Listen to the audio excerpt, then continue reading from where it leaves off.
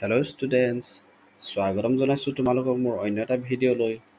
কুৱেশ্যনটোত কৈছিলে যে উৎপাদক বিশ্লেষণ কৰা a⁴ প্লাছ a² প্লাছ 1। ইয়াক আমি উৎপাদক বিশ্লেষণ কৰিব লাগে।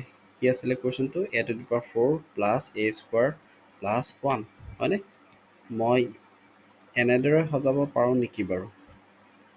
a² মই এনেকৈ সজাইছোঁ 2a² মাইনাছ a² প্লাছ 1। বুজি পামনে? a² কেনেকৈ সজাইছোঁ? 2a² মাইনাছ a², হয়নে? 2a² পৰা a² গ'লে আকৌ a² থাকেগৈ, হ'ল। তাৰপিছত আৰু কি কৰিম? a⁴ প্লাছ 2a², এই প্লাছ 1টো আগলৈ লৈ আহোঁচোন এইবাৰ। প্লাছ 1 মাইনাছ a2 মাইনাছ a²টো ইয়াক আমি পিছলৈ লৈ গ'লোঁ, হ'ল। এতিয়া প্ৰথম কামটো হ'ব আমি এই গোটেইটোকে a প্লাছ b² ফৰ্মুলালৈ কনভাৰ্ট কৰিবলৈ আমি চেষ্টা কৰিম। কেনেকৈ কৰিম? a প্লাছ b² মানে কি আছিলে আমাৰ ফৰ্মুলাটো?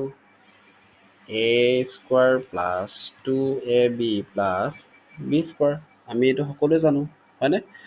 ঠিক তেনেদৰে আমি এই গোটেই পাৰ্টটোকে তালৈ কনভাৰ্ট কৰিবলৈ চেষ্টা কৰিম।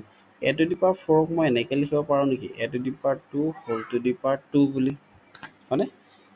লিখিব পাৰোঁ এনেকৈ।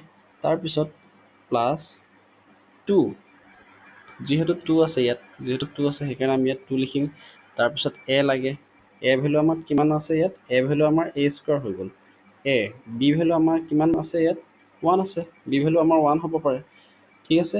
প্লাছ তাৰপিছত আৰু কি লাগে? b² লাগে। b² মানে 1² মাইনাছ a²। পামনে বুজি? হ'ল এই লাইনটো। এতিয়া এই গোটেইটো বাৰু এই ফৰ্মুলাটোত আমি পেলাব পাৰিম নেকি বাৰু? এই ফৰ্মুলাটোত পেলাব পাৰিম, হয়নে? a² a প্লাছ b² তাৰমানে আমাৰ a ভেলু আমাৰ a² প্লাছ b ভেলু আমাৰ কিমান ইয়াত? 1²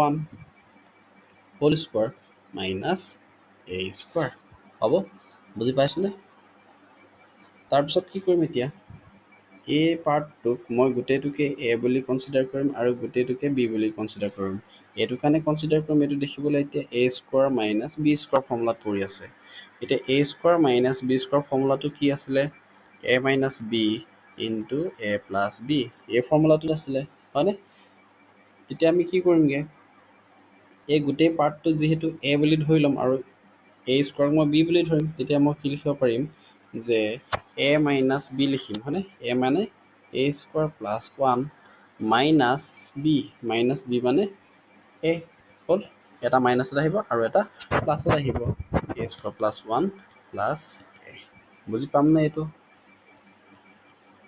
ইমানেই আছিলে আমাৰ উৎপাদক বিশ্লেষণ কৰিবলৈ।